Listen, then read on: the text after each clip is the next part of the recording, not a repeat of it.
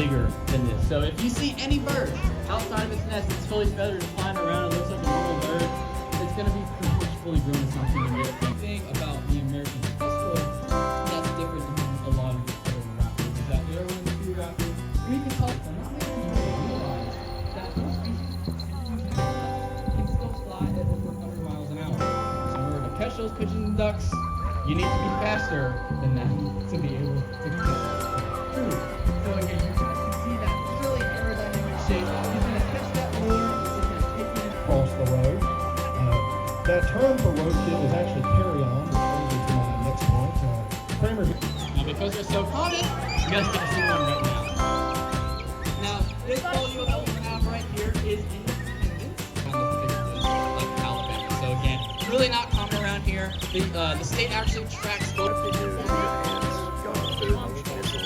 He's not upset, he's actually the opposite. He's excited to see people, but he's been around people his entire life. So a lot of our birds talk.